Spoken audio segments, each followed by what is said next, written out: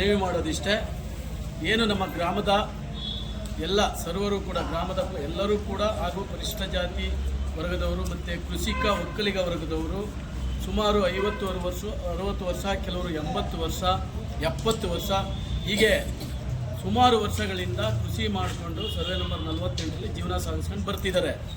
ಈ ಮಧ್ಯೆ ಕೆಲವರಿಗೆ ಸುಮಾರು ಒಂದು 20 ರಿಂದ 30 ಜನಕ್ಕೆ ಮಂಜೂರಾತಿಯಾಗಿದೆ, RTC ಬಂದಿದೆ, ಅವ್ರ ಪಾಣಿನೂ ಕೂಡ ಬರ್ತಾ ಇದೆ. ಜೊತೆಗೆ ಎಲ್ಲರೂ ಕೂಡ ಹಣವನ್ನು ವೆಚ್ಚ ಮಾಡಿ ಕೊಳವೆ ಬಾವಿಗಳನ್ನು ಕೊಡಿಸಿದ್ದಾರೆ, ಮತ್ತು ಕಬ್ಬುಗಳು ಹಾಕಿದ್ದಾರೆ, ತೆಂಗಿನ ಗಿಡ ಹಾಕಿದ್ದಾರೆ.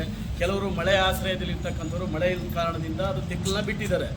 ಜೊತೆಗೆ ಜೊತೆಗೆ ಈ ಭೂ ಮಂಜೂರಾತಿಯನ್ನು ಸಕ್ರಮ ಕೋರಿ ತಮ್ಮ ಸರ್ಕಾರದ ನಿಯಮದಂತೆಯೇ ಫಾರಂ 50, ಫಾರಂ 57, ಫಾರಂ 53ರಲ್ಲಿ ಕೂಡ ಅರ್ಜಿಯನ್ನು ಸಲ್ಲಿಸಿದ್ದಾರೆ. ಅದು ಕೂಡ ಭೂ ಮಂಜೂರಾತಿಗಾಗಿ ನಾವೆಲ್ಲ ಅರ್ಜಿಯನ್ನು ತಮ್ಮ ಮನವಿಗೆ ಅರ್ಜಿ ಕೊಟ್ಟಿದ್ದೀವಿ.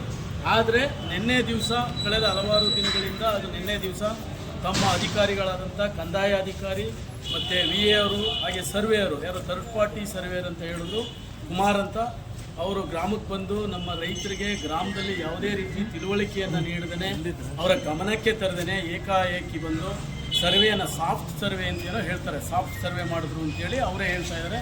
ಇದನ್ನು ಮೊಬೈಲ್ ಸಾಫ್ಟ್ ಸರ್ವೆ ಅಂತ ಸರ್ವೆ ಮಾಡ್ಕೊಂಡು ಬಂದಿದ್ದಾರೆ. ಆಗ ನಮ್ಮ ರೈತರು ಕೂಡ ವಿರೋಧವನ್ನು ವ್ಯಕ್ತಪಡಿಸೋರೆ. ಜೊತೆಗೆ ಅವರೇನೋ ಪೊಲೀಸ್ ಸಿಬ್ಬಂದಿಗಳು ಹಾಕ್ಕೊಂಡು ಮಾಡಿದ್ರು ಅಂತಕ್ಕಂಥ ಒಂದು ಗಮನಕ್ಕೆ ನಮಗೂ ಬಂದಿದೆ. ಆ ವಿಚಾರವಾಗಿ ನಮ್ಮ ಗ್ರಾಮಸ್ಥರು ಎಲ್ಲವನ್ನು ನಮ್ಮ ಗಮನಕ್ಕೆ ತಂದರು.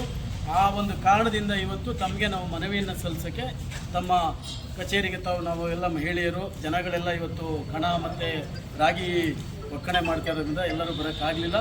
ನಾವು ನಾಳೆ ನಾಡ್ದು 3 ದಿವಸ ರಜಾ ಇರೋದ್ರಿಂದ ನಾವಿವತ್ತು ತಮಗೆ ಮನವಿಯನ್ನು ಸಲ್ಲಿಸಕ್ಕೆ ಬಂದಿದ್ದೇವೆ.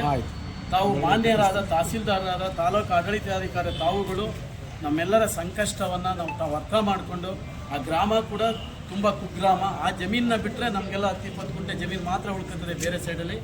ಹಾಗಾಗಿ ಅದೇ ಜಮೀನನ್ನ ನಂಬ್ಕೊಂಡು ನಾವು ಬೇಸಾಯವನ್ನು 50 ವರ್ಷದಿಂದ ಮಾಡ್ಕೊಂಡು ಬರ್ತಾ ಇದ್ದೇವೆ.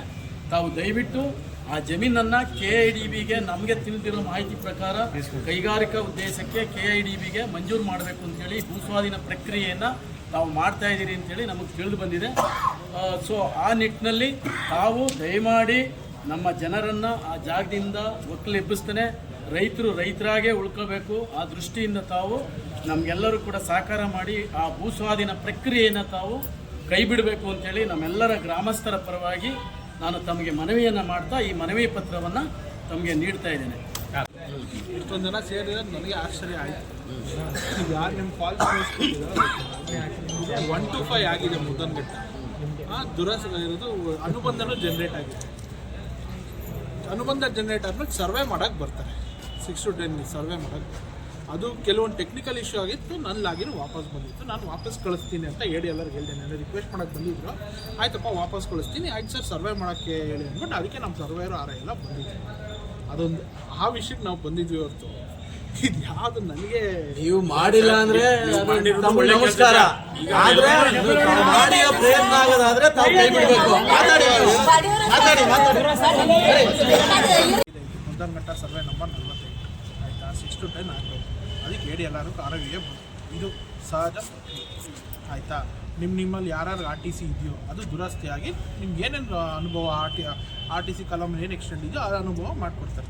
ಏನಾದ್ರು ಬೇರೆ ಏನಾದರೂ ನೀವು ಒತ್ತುವರಿ ಮಾಡ್ಕೊಂಡಿದ್ರೆ ಅದು ನಿಮ್ಮ ಹೆಸರಲ್ಲಿ ಇರೋಲ್ಲ, ಅದು ನಾವು ಸರ್ಕಾರಿ ಜಾಗ ಅಂತ ಕನ್ಸಿಡರ್ ಮಾಡ್ತೀವಿ.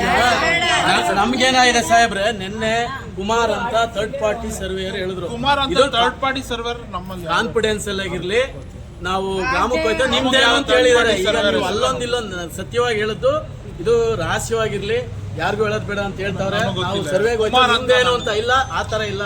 ರೈತರು ತಿಳುವಳಿಕೆ ಕೊಟ್ಟು ಹೋಗಿ ಅಂತ ನಿನ್ನೆ ಅವರೇ ಬಂದಿದ್ದು, ಗೌರ್ಮೆಂಟ್ ಸರ್ವೇರ್ ಎಲ್ಲ ಬಂದಿದ್ದು. ಇವರು ಇದಾರೆ ಕೇಳಿ,